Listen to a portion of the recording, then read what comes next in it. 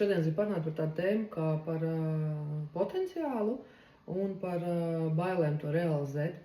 Un parasti ir tā, ka tiem cilvēkiem, kuriem ir ielikts iekšā liels potenciāls, viņi to sajūta jau daudz ātrāk, nekā tas būtu jārealizē jau dzīvē. Un tad, kad mēs ejam vienai, otrai, trešai mācību stundai cauri, mēs turpinam darīt, nesanāk. Un tad mēs nonākam tādā situācijā, kad liekas, ka viss, laikam tas tomēr nav mūsu ceļš, bet iekšā tu vienmēr zini un sajūti, kad tevī ir kaut kas tāds, kas ir jādod pasaulē un jādod cilvēkiem. Un tu nepazaudē to pēdējo cerību stariņu, un tajā brīdī, kad tu patiešām būsi gatavs un būsi izgājis visiem tiem procesiem cauri, lai nodot savas zināšanas, prasmes citiem, tevi Dievs visums savs to kā gribi, to arī atvērst. Un tieši šodien es iedomājos par šo tēmu, tāpēc, kad es pati esmu gājusi cauri tik daudz situācijām un realizācijai, kad citreiz liekas, jau pietiek, darīšu kaut ko vienkāršu un viss. Bet tevi nekad nepametā iekšējā sajūta, ka tu esi domāts kaut kam augstāk. Un tajā brīdī, kad tu esi izgājis visiem tiem transformācijas procesiem cauri, dzīvi no tevis noņem visu lieko nost, ļauj tev paskatīties uz sevi veselu. Un īstenībā šī gada tēma, kas ir, pie kā mums visiem ir jāstrādā, un es centīšos arī viņu atspoguļot pie sevis, par to, ka realitātē mēs varam piekļūt tikai savam maksimālajam potenciālam tajā brīdī, kad mēs tev pieņemam pilnībā. Un ticiet man, ja jūs sakat, ka jūs esat pieņēmuši un dzīvē nekas nemainās, tad zini, ka tev vēl ir ļoti daudz, kas ir jāizdara. Tāpēc, ka es to reāli piedzīvoju sev, man 2025. gads bija tāds transformācijas gads, kas noņēma visu lieko no manis, atvēra man acis, katra situācija, kur notika, man bija tā ir mācību stunda, kur man bija jāiemācās, un ar tādu pateicību un mīlestību uz to visu. Un pēc tam, atgriežoties pie tās stāsts par šīm te bailēm un šo te realizāciju, un tu saproti, ka tu no sevis neaizmuksi, tev ir jādara tas, kāpēc tu esi atnācis šeit. Un tajā brīdī, kad tev ir noņemts viss liekais, tu gribi pirmkārt kādu brīdi pabūt ar sevi pasargāt, atgūt šo enerģiju, un tas ir viss kārtībā. Bet atkal piecelties un iet un darīt, tas ir diezgan sarežģīti, tāpēc, ka tu saproti, ka tu jau esi mēģinājis to darīt jau 1000 reizes.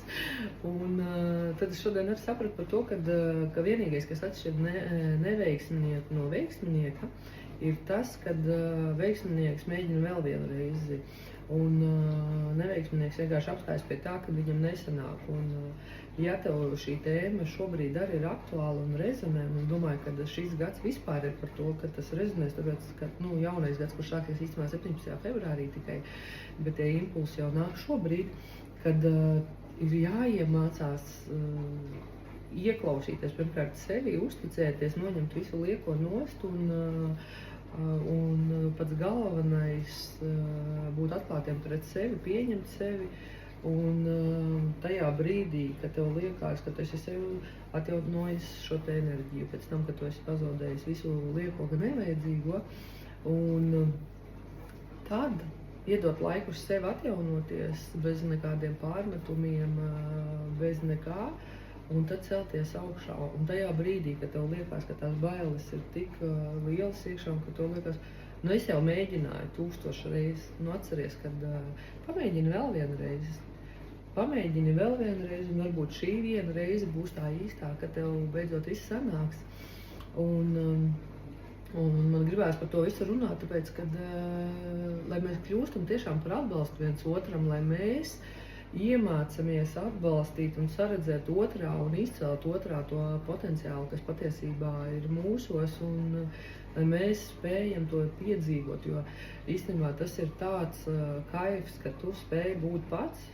Ticiet man, es esmu dzīvē izgājis tik daudz kam cauri, gan labajam, gan tam, kas ir mani izveidojis par to, kas es esmu, bet vienīgais patiesais skaists no dzīves ir tajā brīdī, kad tu iemācies pieņemt sevi, kad tu pieņem visas savas ēnas puses un esi gatavs izbaudīt to. Un tajā brīdī es sapratu, kad tikai tajā brīdī es sapratu to, ka tas ir pats svarīgākais, kas mums ir jāiemācās. Un es jūtu, ka tā ir šī gada enerģija. Un, ja tev šobrīd notiek pārmaiņas tavā dzīvē, tad nepretojies tam. Zini, ka no tevis paņems visu lieko, lai tu spētu iemācīties un saskatīt patieso sevi, lai tu varētu piedzīvot to. Un par to es arī stāstu saviem tiem, ar ko es strādāju. Un attīstu, tā kā es teiktu tā, ka esiet gatavi turēties zirga mugurā un pieņemt visu pārmaiņu, kas jums notiek, un pagriezt to stūri tajā virzienā, kas jums ir nepieciešams. Un uzticieties galvenais visuma vai Dieva plānošanai, jo viss notiek tieši tajā laikā, kā tas ir vajadzīgs. Pat neskatoties uz to, kad mums gribēs kontrolēt kaut kādas lietas, tici man, ka viss notiek tieši tajā brīdī, kad tev tas ir nepieciešams, un nebaidies piecelties vēl vienu reizi, nebaidies pamēģināt vēl vienu reizi, neskatoties uz to, ko tev liekas par tevi domās citi, un es tevi iedrošinu. Un tici, ja ir vēl kāds viens, kas ir gatavs tev noticēt, tad zini, ka tev viss izdosies, un es šoreiz būšu tas viens.